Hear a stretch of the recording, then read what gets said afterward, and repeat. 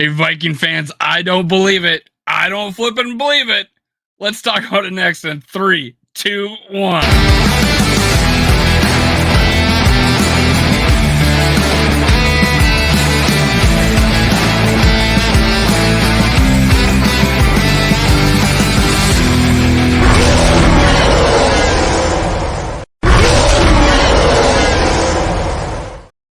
Gather around, Skull brothers and sisters. This is Skull World, brought to you by Minnesota Sports Talk. I'm your host, Dave. You can follow me on Twitter, TikTok, and Facebook at Skull World. Make sure you hit subscribe. Make sure you hit like.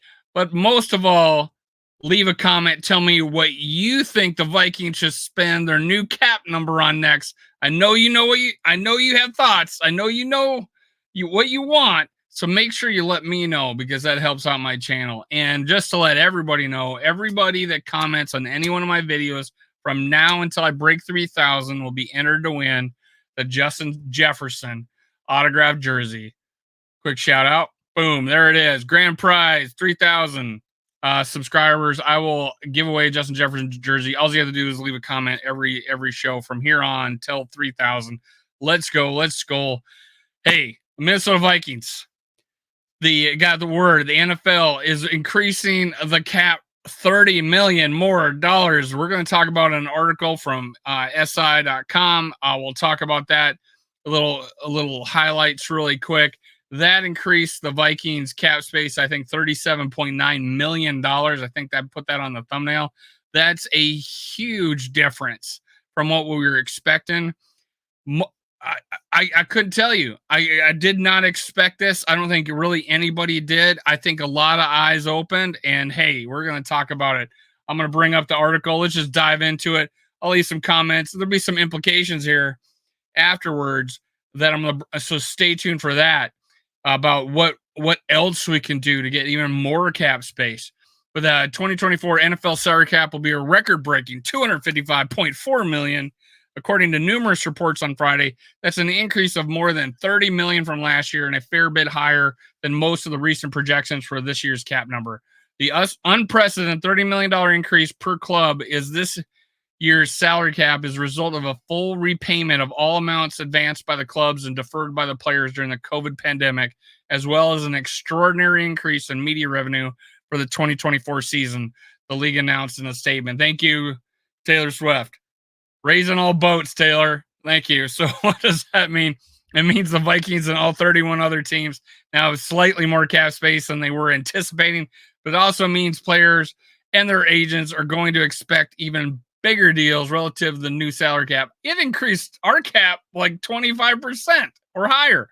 According to Over the Cap, Vikings have roughly $37.9 million in the space, which is 15th most in the league. That already factors in $50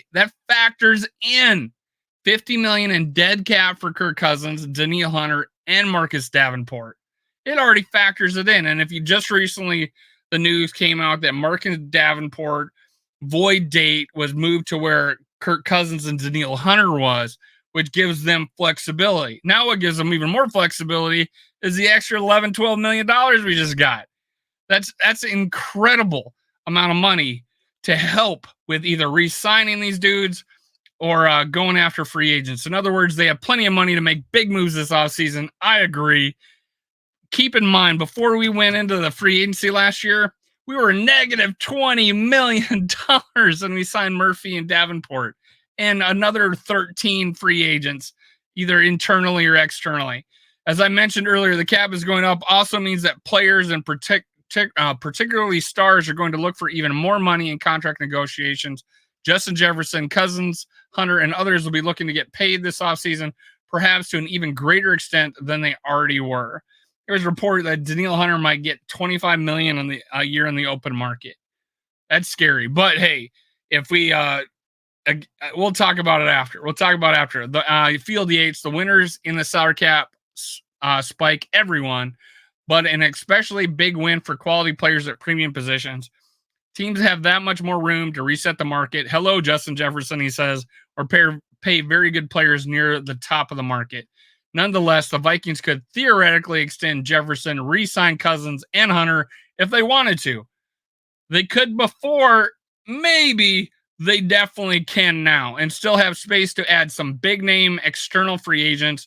They've got one of the NFL's best cap gurus and executive VP of football operations, Rob Brzezinski, who works closely with the GM, Kwesi Adolfo-Mensah.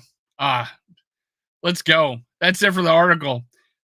Guys, I don't know what you're, guys and gals, whoever's listening, this is a big deal.